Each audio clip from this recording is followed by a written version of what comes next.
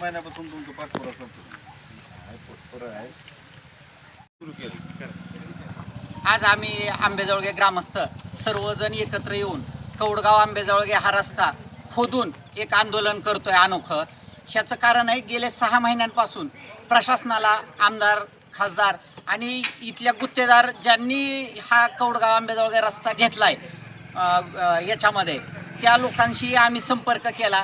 आज वारंवार पाठपुरावा करून देखील जवळजवळ 6 महिन्यांपासून हा रस्ता विलंबित तसाच आहे. त्या रस्त्याला एवढे मोठे खड्डे आहेत की जवळजवळ 10-12 लेडीज ह्या खड्ड्यातल्या रस्त्यावरच्या खड्ड्यात पडून गंभीररित्या जखमी झालेत.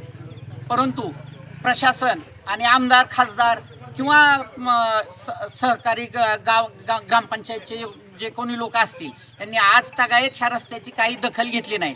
म्हणून केवळ ह्या सगळ्यांच्या विरोधात जाऊन सगळे ग्रामस्थ येऊन आज आम्ही हा रस्ता खोदून एक अनोखं आंदोलन केलंय.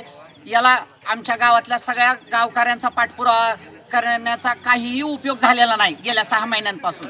तरी आज हे आंदोलन केल्यानंतर तरी प्रशासन आणि गुत्तेदार यांना जर जाग आली तर बरं होईल वाटतंय. आणि इथून पुढे होणाऱ्या जे अपघात आहेत त्याला एक लगाम बसल किंवा लोकांना सुद्धा ह्याचं जरा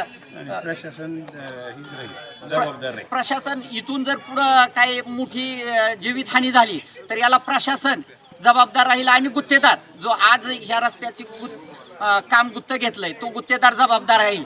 ह्या निमित्ताने एवढं सांगतो. धन्यवाद.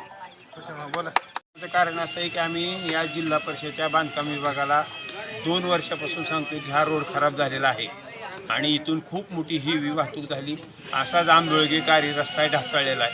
कलेक्टरने बघितला आहे, आमदार मान्य खासदार साहेबांनी बघितलेला आहे. परवा कलेक्टर COI ह्याच रोडून आले, पण ह्या रोडची नुसती बजेट नाही, फंड्स नाही म्हणून आत्तापर्यंत ह्या रोडची दुरुस्ती केली नाही.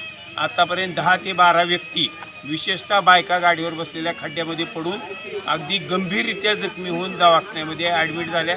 आणि कुणाचा जीव गेल्यानंतर सरकारला जाग येणार आहे का?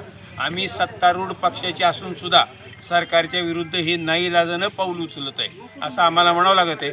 आमचा जोपर्यंत ह्याचा न्याय मिळत नाही तोपर्यंत आम्ही वारंवार असंच आंदोलन करत राहणार. धन्यवाद.